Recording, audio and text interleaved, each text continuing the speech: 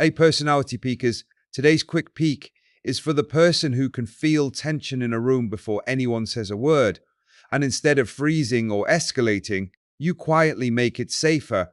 Today's archetype is the comforter, soft spoken, quick to empathize, methodical care when the group gets emotionally tense. Your tagline says it perfectly. I am your calming ally, ready with a plan that soothes both minds and hearts. Comforter is a quiet emotional anchor.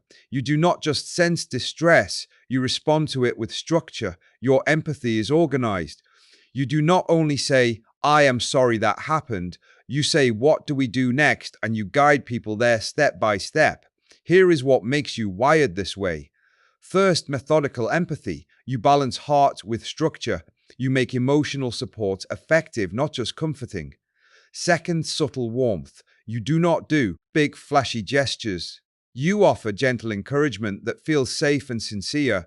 Third group, focus steadiness. You care about the emotional climate of the whole team. You want it stable and functional.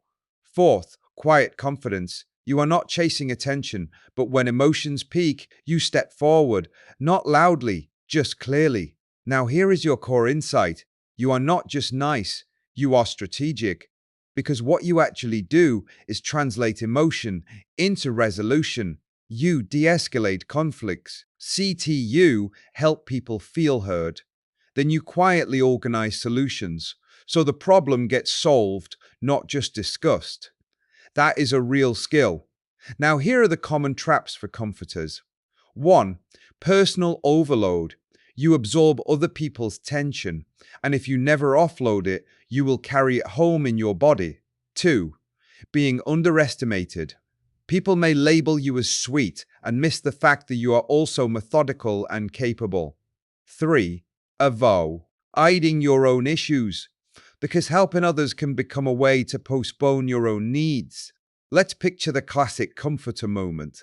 Two co-workers clash over a misunderstood email. Tension rises, voices sharpen, people start picking sides. You do not take sides. You slow the room down. You invite them to a calm chat. You listen patiently. You reflect what each person actually meant, and then you structure the conversation to find common ground. And next. Steps in minutes, the heat drops, and cooperation comes back. That is comforter magic. Care plus structure equals safety. Now here is how you get real value from this archetype without burning out. First upgrade, set empathy boundaries. You can be compassionate without becoming responsible for everyone's emotions.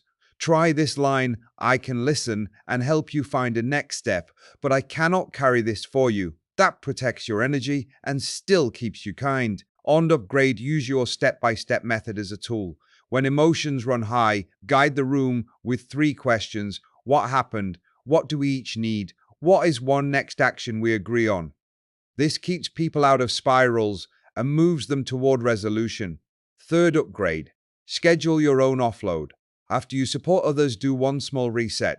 A walk, a breath, a short journal note, anything that returns your nervo. Point you, because your gift is emotional steadiness, but your fuel is self-care. Here is the truth.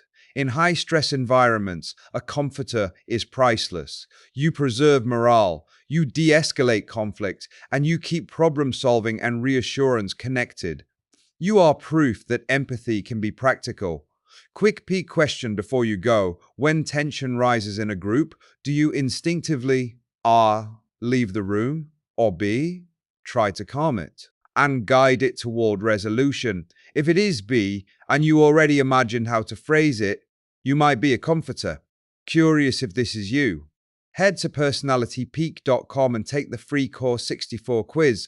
Tomorrow we peek at an archetype who also brings calm care, but in a more intense, crisis-ready way. More triage, less mediation. See you then.